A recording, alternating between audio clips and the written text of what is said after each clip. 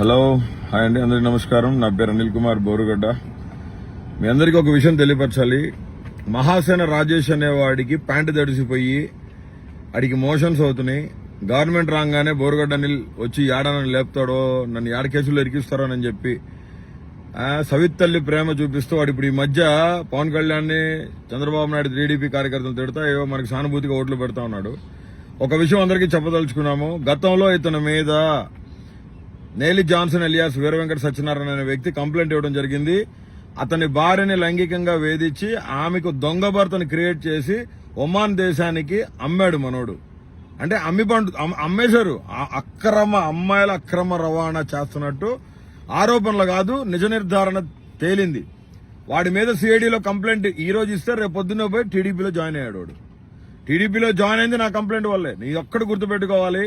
వైసీపీలో కానీ, YCP official pages లో కానీ మహాసేన గాడి పోస్టులు పెట్టదు దయచేసి. ఎందుకంటే జాతీయ మహిళా కమిషన్ చైర్పర్సన్ రేఖా శర్మ గారు వీడి మీద ఎంక్వైరీ చేపట్టమని, ఇమీడియట్ గా యాక్షన్ తీసుకోమని, ఎంక్వైరీ చేసి రిపోర్టును సీల్డ్ కవర్ లో సబ్మిట్ చేయాలని స్టేట్ గవర్నమెంట్ కోరటం జరిగింది. ఎన్నికల కోడ్ వల్ల ఆగడం జరిగింది. అది అంతకుమించి వేరే కాదు. దయచేసి, ఎందుకంటే విశాఖపట్నంలో ఒక వృద్ధురాల దగ్గర డబ్బులు తీసుకుని ఆమెను కూడా 55-60 సంవత్సరాలు ఉంటాయి ఆమెను కూడా వదలకుండా లైంగికంగా ఇబ్బందులు పెట్టారు. ఆమె మీడియా ముందుకు రాలేని చెప్పారు కానీ వాస్తవాలు వెల్లడించారు. వీటితో పాటు విశాఖపట్నంలో బాబీ అని ఉంటాడు. మహాసేన రాజేష్ క్లోజ్ గా ఉండే 25-30 మంది అనుచరులు అందరి మీద కూడా కేసులు పెడతాం జరిగింది.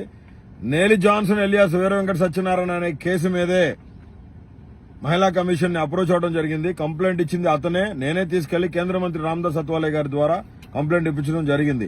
ఈ కేసుని సిబిఐకి ఇస్తే బాగుంటది అని రేఖా శర్మ గారు కూడా వాపోయారు. సిబిఐకి కూడా ఈ కేసు వెళ్లొచ్చు కాబట్టి అప్రమత్తంగా ఉండాలని చెప్పి మనస్ఫూర్తిగా తెలియజేస్తూ, మహాసేన రాజేష్ అనే వాడు ఎక్కడ కనపడితే అక్కడ వాడిని దేహశుద్ధి చేసి మహిళల పట్ల అసభ్యంగా బిహేవ్ చేశాడు కాబట్టి వాడికి బుద్ధి చెప్పాలని, త్వరలోనే మహిళా కమిషన్ ఎంక్వైరీ తీసుకుంటది. స్టేట్ గవర్నమెంట్ మన ప్రభుత్వం వస్తుంది. జగనన్న నోటీసులో ఉంది కాబట్టి వీడిని తరిమి కొట్టాలని చెప్పి మనస్ఫూర్తిగా తెలియజేస్తూ నేను మీ బోరుగడ్డ. ఈ బోరుగడ్డ గారిని లోపల దోసి బొక్కలో దోసి భోగి పండుగ చేయటం రాష్ట్రం అంతా మీ అందరికీ తెలిసిన విషయమే. అయితే వీడి న్యూస్ ఏదైతే ఉందో మీరు ఎక్కడన్నా చూడండి, ఏ యూట్యూబ్ ఛానల్లో, ఎంత చిన్న ఛానల్లో మాట్లాడినా కూడా మినిమం 1,00,000, 2,00,000, 3,00,000 మిలియన్స్ అంతమంది చూస్తున్నారు.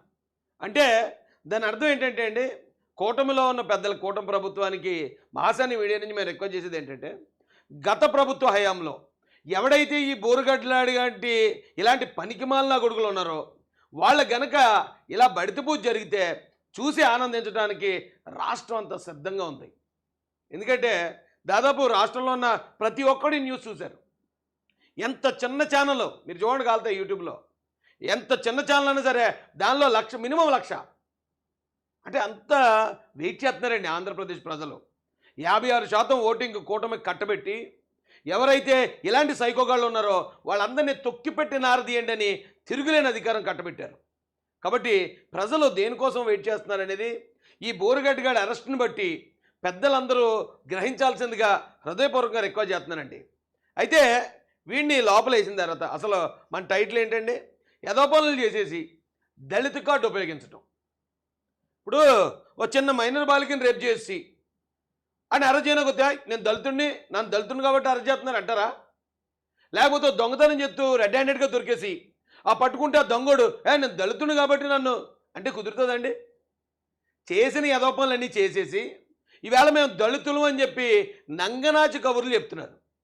వీళ్ళు నిజంగా ఒకవేళ ఏమన్నా దళితుల వైపు పోరాడుతూ ఆ క్రమంలో కేసులకు గురైతే నేను దళితుల కోసం పోరాడుతున్నాం మేము కాబట్టి దళితులైన మా మీద కేసులు పెడుతున్నారా, మాకు ఎస్ఎస్టీ అట్రాసిటీ చట్టం ఉందని అడిగితే అర్థం ఉంది. కానీ చేసిన అన్ని పనికిమాలిన పనులా, ఎదవ పనులా.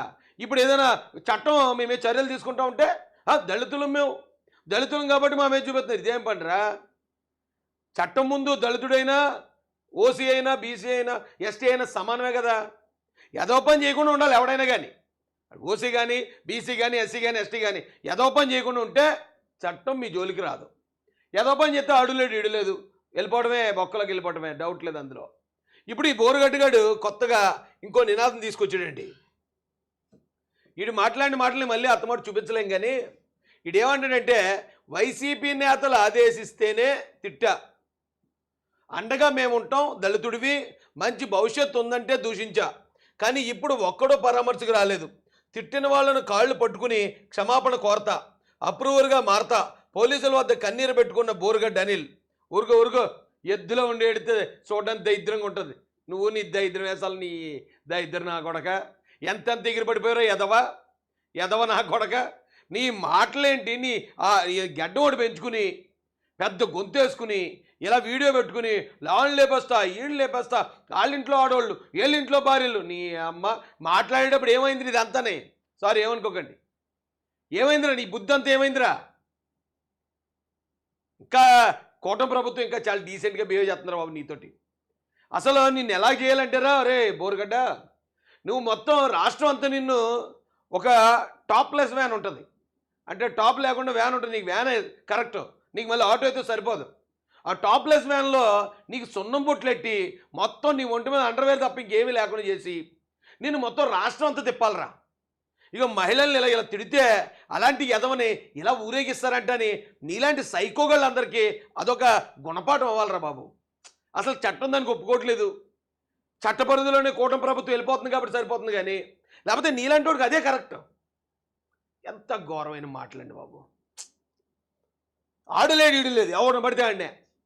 ఇప్పుడు ఈనాడు నేను వైసీపీ వాళ్ళు తిట్టమంటే తిట్టని అబ్బా, వైసీపీ వాళ్ళు తిట్టమంటే ఎవరింట్లో ఆడాలని పడితే వాళ్ళ ఇంట్లో ఆడాలని తిడతావా? వైసీపీ వాళ్ళు తిట్టమన్నారంటే ఇప్పుడు వచ్చాడా జగన్? జగన్ నీకు బెయిల్ పెట్టాడా? నీకు ముందస్తు బెయిల్ ఇప్పించాడా? నీకు సుప్రీంకోర్టు నుంచి బెయిల్ ఇప్పించా? చెప్పరా నా కొడక. ఎక్కడొచ్చాడు రా జగన్ నీతోటి? ఎవడో గడ్డి తినమంటాడు ఎదవా. నీ బుర్ర ఏమైందిరా? ఇవాళ దళితులని గుర్తొచ్చిందట. పాప వాళ్ళ వైపు వచ్చి మాడుతుంది, ఏమంటాం మరి ఇంకేం చేయలేము. మేము దళితులు అని అంటుందమ్మా. దళితులు అందరూ అలాంటి ఎదవ బతుకట్లేదమ్మా. మేము మాట్లాడాం, మేము పోరాడాం జగన్ రెడ్డి మీద, ఇదే జగన్ రెడ్డి మీద అతను అధికారంలో ఉన్నప్పుడు పోరాడాం.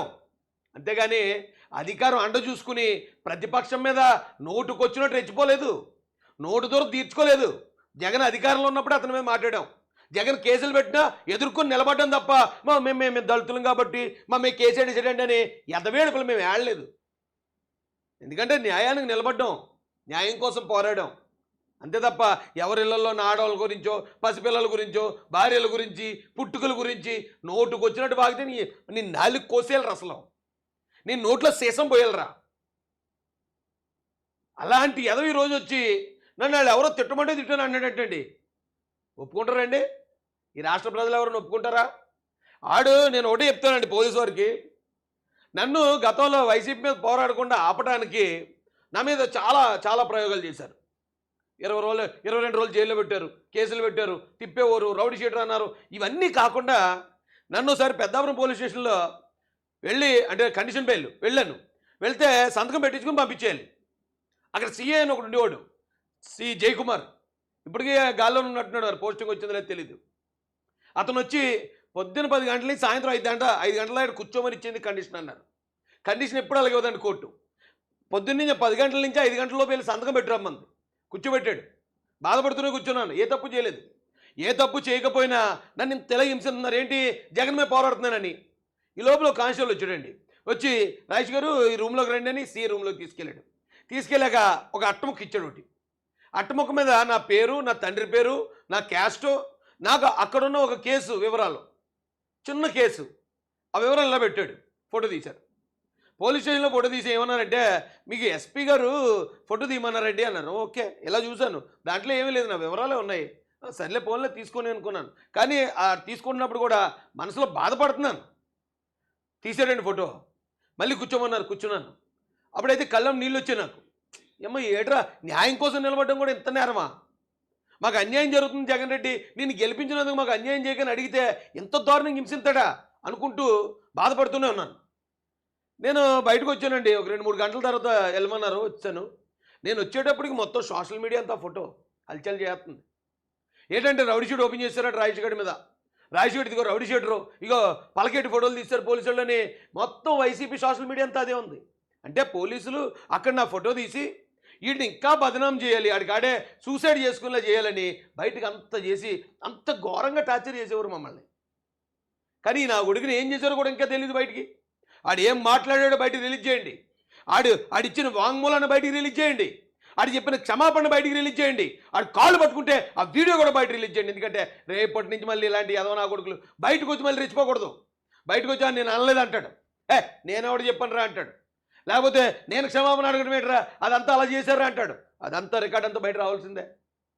బయట పెట్టండి. ఎందుకో ఆడి పరువు గురించి మీరు ఎందుకు ఆలోచించాలి? ఎవడింట్లో పరువు గురించి, ఎవడింట్లో మహిళల గురించి ఆడ ఆలోచించినప్పుడు ఆడి పరువు గురించి పోలీసులు ఎందుకు ఆలోచిస్తారు? నిరపరాధులు ఉన్న మేమేమో నరకయాతను మేము అనిపిస్తే అంత దారుణమైన దరిద్రం లంజోడుకులు ఇలాంటి వాళ్ళందరికీ మరి అంత సపర్యాలు ఏంటంటే దాన్ని ఏమంటారు, సపర్యలు చేస్తే మాకు నచ్చట్లేదండి. మాకు నచ్చట్లేదు.